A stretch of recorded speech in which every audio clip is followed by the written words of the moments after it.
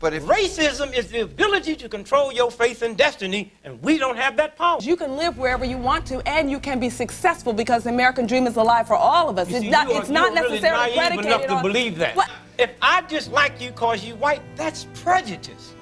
All right? Right, because you're prejudging That's who right. I am. That's all that is. I think a lot of white people feel that black people have a reason to be angry at them. So they have that guilt built in them that says, he might just reach over and bust me in my head. You know, white folks should listen to black folks a little careful, because when we talk about black-on-black crime, that really has an effect on white. See, we're not saying we shouldn't do crime, we're just saying we shouldn't do it to each other. So, so who's left? Hey, call me Louis. This is my spot. LuiSpot. I basically, what I want to hear is, what are white people still not getting? Yes, sir. You know, you talk about what are white folks not getting. You know, we came up and said black power, and white folk got scared. Now, we've been looking at this big white arm on Arm & Hammer with a hammer. And it never bothered us. You know, I mean, at all, we never got worried about it, and then we just put up a little puny hand, black power. You know. But one was baking soda. Yes. We don't have bombs, and we keep white folk get so scared of us and say, well, maybe they're not smart enough to create a nuclear bomb. Maybe they were so dumb they was cooking biscuits and ended up with an explosion.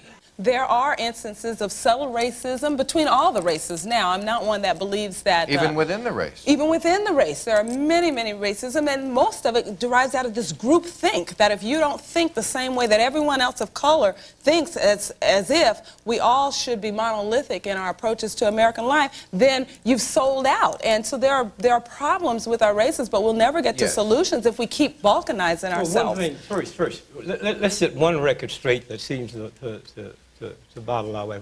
It is impossible for a black person to be a racist. You see, I can dislike you. That's not even true. Go ahead, finish your statement. Am I talking? It's not true. Am I talking or not? Yes, you are. Okay. But this is politically incorrect, and so we can jump in. We don't have to just sit back. You're talking, but you're not God, man. Okay, I mean, you know. I thought I was. Go ahead. You know, first, this whole game they play. I was born and raised on welfare before you was born.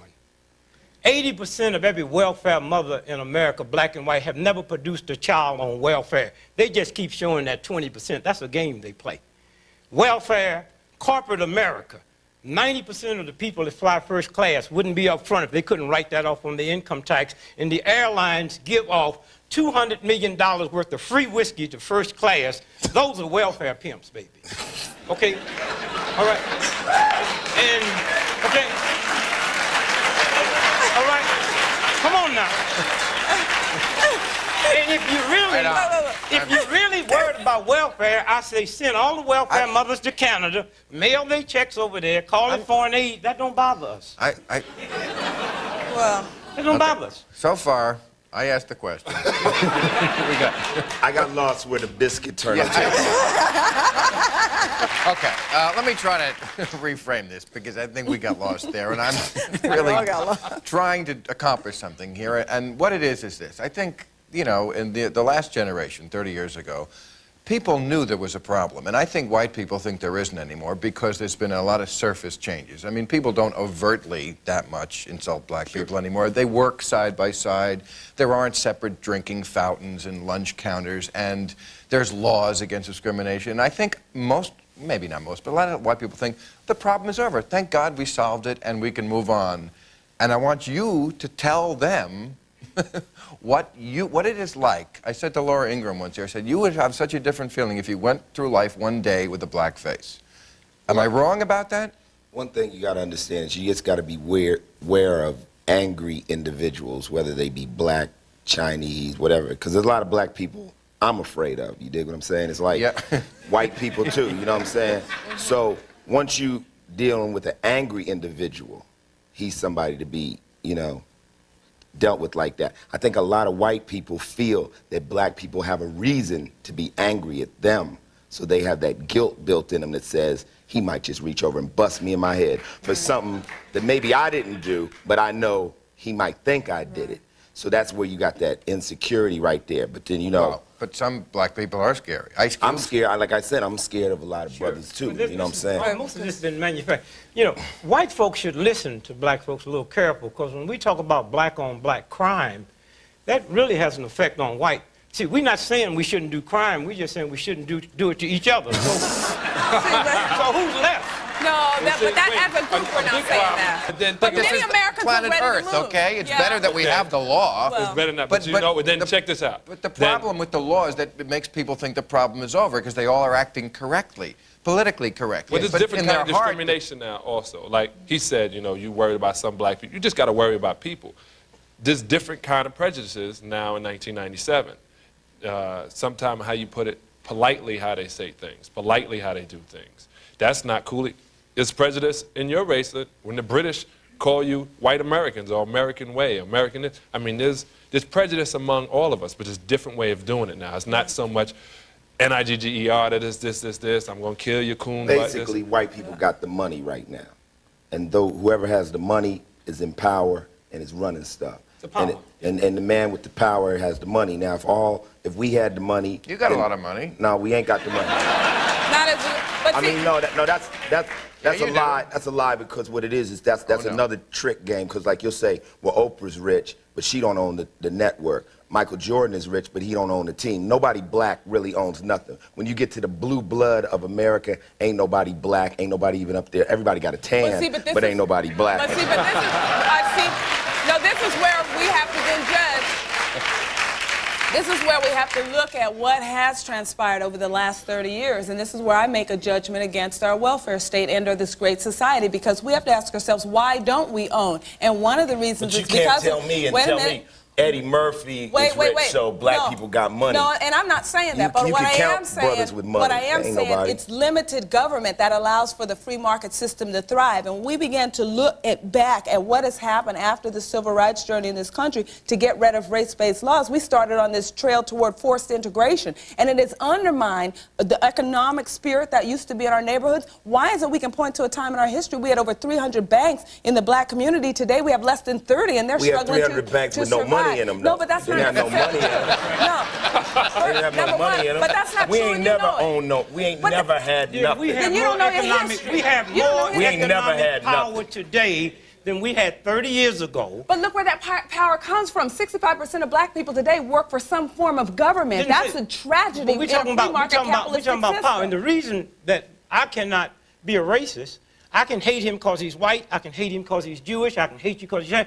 Racism is the ability to control somebody's faith and destiny. Because I hate him, I can't determine he can't get a mortgage. I can't determine that he's going to live in a bad neighborhood. That's what racism is. Well, then if that's a true statement, then the racism isn't in America anymore, because you can live wherever you want to and you can be successful because the American dream is alive for all of us. It's not necessarily predicated enough on... to believe that. Well, I believe it because I've worked it. No, and I don't think wait a second, wait a second. No, I didn't even know John was Jewish. This is a whole different show. Mr. T.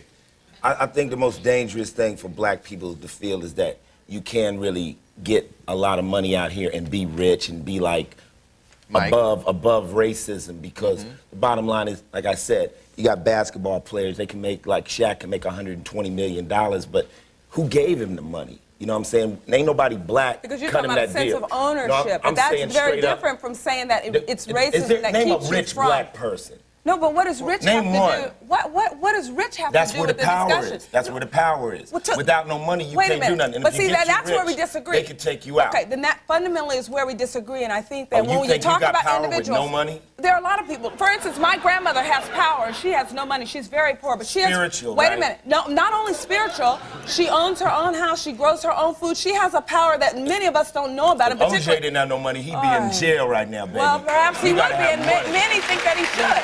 Wait. But I don't know that money is a monitor for success. But in a way, he's right. Well, because you got to disagree. admit, if these people on stage, let's be true, if we didn't have some dough or had some dough, we wouldn't even be on TV we right wouldn't now. be here. And what they do that's is true of white people. That's too. when it's sometimes like that. I don't know that that's related to but see, race. when black people get certain kind of money, I mean, it's like we're all put on a pedestal. We in L.A. we all go to George's and hang out on Friday night and see who's the big Willie. Yeah. Really? Right. We really don't have no cake though. What Spike Lee says that you can't be a racist if you're black. Now, white people, let me tell you this. I hope this isn't news to you. Always tell jokes about black people, even the ones who think they're liberal. I could tell you ones I've heard. They're very insulting. Don't do it. No, No, he's not going to. I'm not going to do it. But let me. Do you think that's true? I know it's true. Listen, prejudice. If you hate prejudice, it's two different things. If I dislike you because you white, that's prejudice. All right? Right, because you're prejudging That's who right. I am. That's all that is. But if racism is the ability to control your faith and destiny, and we don't have that power. That's what he's sitting here talking about now. And why don't we got that power, Dick? We ain't got no money. But you know, Okay? but you know, How do you get I have to say, Mr. Ice-T. See, that's How do you get the money? How do you get the money? You build. You don't become a Rob the Federal Reserve No, Bank. that is not how. And you don't become a president of a major corporation by some quota program. You But wait start a like second, everybody else wait a through the second. free market system and work your way to the top. Isn't this not a good message you are sending to children, that money is the be-all and end-all of everything? I didn't say that. No, it's not the end all and be all, but you have to be listened to be respected. You have to have, because you don't have to, you're right. You can build it, but it comes to a point where it's like, all right, you're talking all this garbage. They would say, what you have. Well, they would say what you got, In but the you know, early I've days been of studying. They would say, but I've been studying on my diction. But they say, what you got? You know, you talking all this stuff. That's like having a guy in a polyester suit telling me how many millions he can make. And say, well, why don't you invest in a real suit? That's exactly, you know, if you got to have it in order to speak about it. One of the vilest crimes in history, of course, was taking black people from their native culture, putting them on slave ships, and bringing them to America. But honestly, in your heart of hearts, given what a mess Africa is and the life America affords you, aren't you glad they made the trip? Well, could you say putting Jews in slavery because of mess what Hitler was? I'm just saying, aren't you glad 300 years ago someone made the trip? No, you can't say that. That sums it up for this video. What do you guys think? Share thoughts and opinions in the comment section below. Let's have a proper discussion about this without having me impose my opinions and ideas on this matter.